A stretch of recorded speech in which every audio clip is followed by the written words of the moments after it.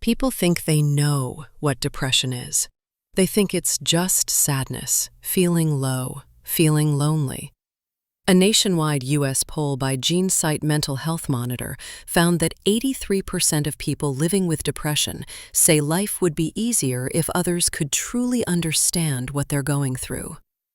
But people only know the name depression, leading them to offer insensitive words. The same poll shows this too. Nearly half of the respondents say that they hear things like, "You need to snap out of it," or "We all get sad sometimes." However, I promise, if you watch this video till the end, you will get something the world never gave you. You will feel heard. Find your pain being put into words. You will see the true side of depression most people never understand. Because they don't know the constant internal fights. They don't know how deeply it affects your breathing, your digestion, your nervous system, your thoughts, your relationships, or your ability to simply exist. And what I'm describing here is a mix of depression, anxiety, and trauma, all tangled together like in reality. The world sees symptoms from the outside, but doesn't get to see the dreadful inside experience. And we'll explore it all in this video. When a trigger hits. For a lot of us, it doesn't start as some dramatic breakdown. It starts with a tiny trigger, an insensitive comment, someone's expression, a message, some news.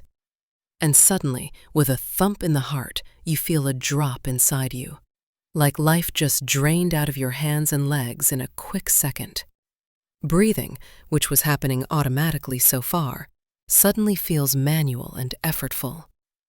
If your thoughts were like a flat line on a graph so far, suddenly it feels like an earthquake has started.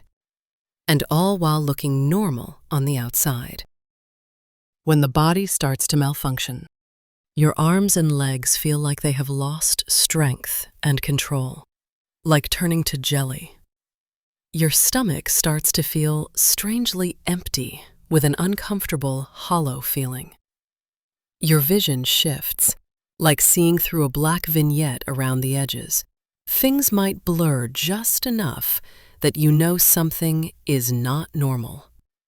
In your chest, there is a heavy tightness, like your muscles are tensing up and slowly freezing into a rock. A part of you wishes if someone could massage and squeeze the tension off your chest, help you breathe.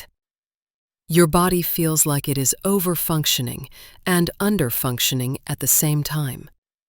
While the unaware or insensitive might call this being dramatic, this is actually your brain's amygdala pushing your nervous system into survival mode. Check out my videos on anxiety to know more about the science behind it. Inside the mind. In your mind, future scenarios start flashing.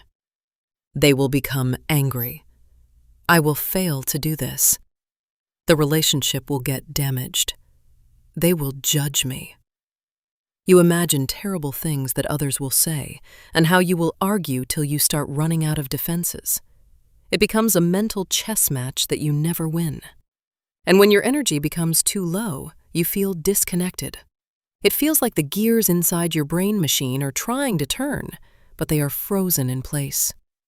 The more your brain fails to move, the more irritated and stuck you feel. This happens because your rational thinking brain, the prefrontal cortex, goes offline. Sensory overload and shutdown.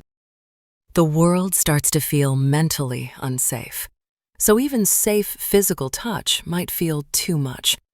You want to pull your hand or your body away, curl into a cocoon where nobody can reach you. Lights, especially harsh white lights, feel like sharp hits to your eyes. Your body can feel cold and hot at the same time.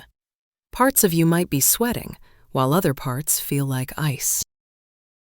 Masking in front of people. If you are around friends, office colleagues, even family, you still try to act normal, but you feel stuck and out of energy.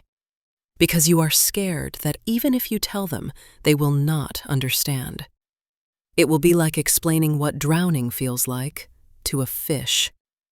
But deep inside, you desperately want understanding, empathy, and support. Moreover, even well-intended words can hit sharp because only logic is not what your system needs in that moment. Love, care, and softness is what reaches you. But seeing how complicated this might feel, the hyper-awareness of every word and expression, you are afraid that if you speak, you will become a burden to others. So, you hate the sound of your own voice. The root fear underneath. With all this, there is a mix of fear, shame, guilt, anger, helplessness, and confusion. Fear of what if I collapse here? Fear of people's reactions. Flashbacks of the times people were unkind, rude, forced solutions on you, said bad things about you when you were already struggling. Fear that it will never get better. You ask yourself, am I a burden? Why can't I be like normal people? Why can't I man up? Because this is what you have heard from others in some form. But under all of that might sit one root fear, the fear of abandonment. That if I break, no one will stay because I am a burden, and I will remain stuck in this life. When someone actually shows up with empathy. When someone finally responds with real empathy, it doesn't instantly fix everything. Inside you, it feels like there is a thick wall between you and them. They cannot see the wall. But with their words and actions, they are hitting it with a hammer. Each kind word makes small cracks.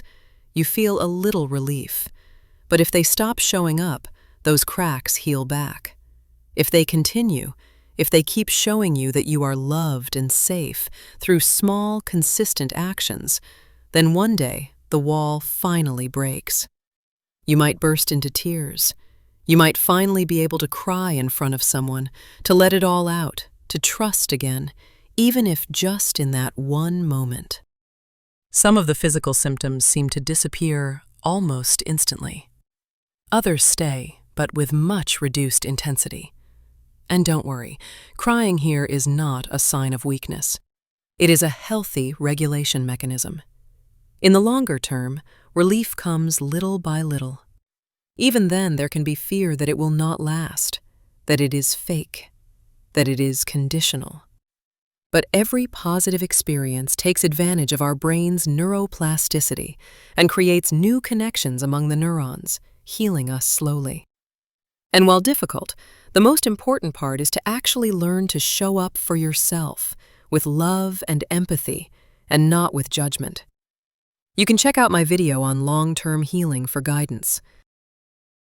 If any of this sounded like you, I want you to hear this. You are not the problem. You are trying to survive with a brain and body that have been pushed far beyond what they were meant to carry, alone. You deserve to be held through the dark, consistently, by people who do not need you to perform to be worthy of care. And even right now, there is at least one place on the internet that will truly understand you. And as you figure this out, one tiny piece at a time, I'll be here.